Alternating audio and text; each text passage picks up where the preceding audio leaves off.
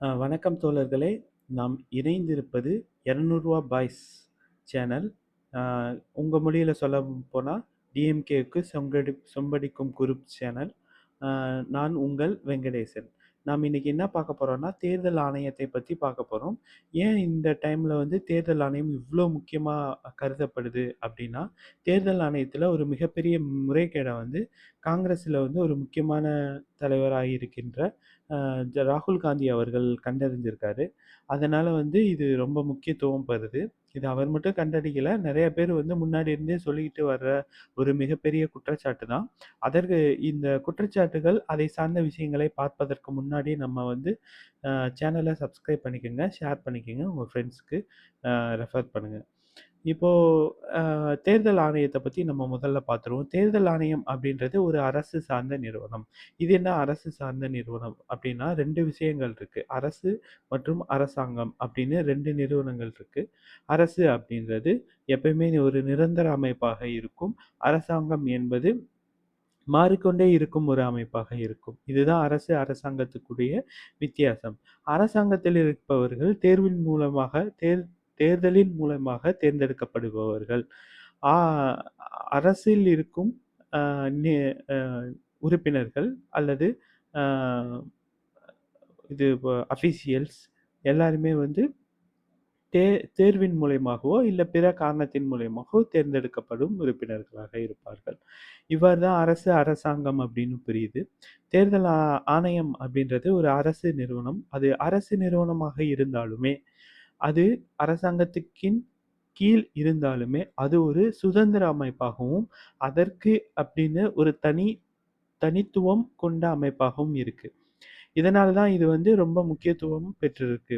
ஏன்னா, ஒரு நிறுவனம் எல் அ ஒரு நிறுவனம் இன்னொருத்தரை சார்ந்து இல்லாமல் சுதந்திரமாக செயல்படும் பட்சத்தில் பல ஒரு சாய்வான நிலை வந்து மாறும் அப்படின்பதற்காக, இவங்க வந்து ஒரே ஒரு ஆள டிபெண்ட் பண்ணியோ, இல்ல அவங்களுக்கு ஃபேவராவோ நடந்துருவாங்க அப்படின்றது மாறுறதுக்காக, தேர்வு ஆணையம் வந்து ஒரு இண்டிபெண்டன்ட் பாடியாக செயல்படுகிறது. அதாவது சுதந்திர அமைப்பாக செயல்படுகிறது. ஆனால் இப்போ என்ன குற்றச்சாட்டு என்றால், இது சுதந்திர அமைப்பாக செயல்படவில்லை அப்படின்றதும், அது அ ஆளுங்கட்சிக்கு அ ஆதரவாக செயல்படுகிறது அப்படின்றதும், பல காலமாக குற்றச்சாட்டுகள் எழுந்த வண்ணமே இருக்கும் நிலையிலும், இப்போது இருக்கிற அ அறிவியல் பூர்வமான, நூதனமான ஒரு பிரச்சனையை வந்து எடுத்திருக்கிறார்கள். அதனால இது வந்து ரொம்ப முக்கியத்துவம் பெறுகிறது. இதுல வந்து அ ஓட்டு வந்து அ ஆட்டோமேட்டிக்கா போடுறாங்க.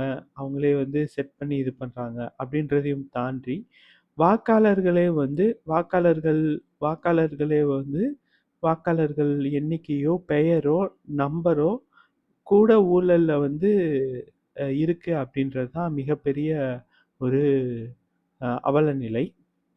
ஸோ இந்த இந்த மாதிரியாக செயல்படாமல் இருப்பதற்கும், இந்த சுதந்திர நிலை மாறுவதற்கும், அதாவது இப்போ சுதந்திரமான அமைப்பாக இல்லாமல் இருப்பதனால், பல பிரச்சனைகளை வந்து கண்டு வருகின்ற நேரங்களில், அ இது சுதந்திர அமைப்பாக மாற்றுவதற்கான நம் சிந்தனை ஓட்டங்களையும் வந்து அதிகப்படுத்தும் வண்ணத்தில் இந்த காணொளி வந்து வழங்கப்படுகிறது.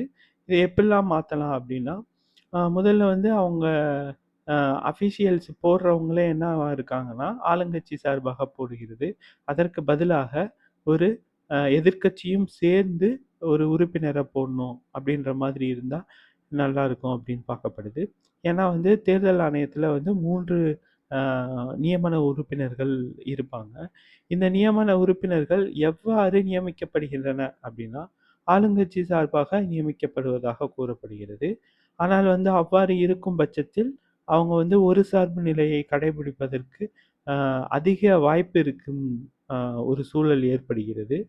இதை குறைப்பதற்கு எதிர்க்கட்சியும் வந்து தேர்தல் ஆணையத்தை பொறுத்தவரைக்கும், எதிர்க்கட்சியும் அதற்கு கீழ இருக்கிற கட்சியிலும் வந்து ஒரு உறுப்பினர்களை தேர்ந்தெடுக்கும் பட்சத்தில், இவ்வாறான தவறு நிலைகள் நிகழாமல் இருப்பதிலிருந்து பாதுகாக்கலாம் அப்படின்னு என்னோட கணிப்பு. ஏன்னா, ஒரு 10 உறுப்பினர்கள் எடுத்துக்கிட்டு, அதில வந்து ஆளுங்கட்சியினர் வந்து ஒரு செலக்ட் பண்றதாவும், எதிர்க்கட்சியிலிருந்து செலக்ட் பண்றதாகவும் இருக்கும் பட்சத்தில், அந்த நிலைகள் மாறும். அ அப்படின்றது என்னோட கருத்தியல்.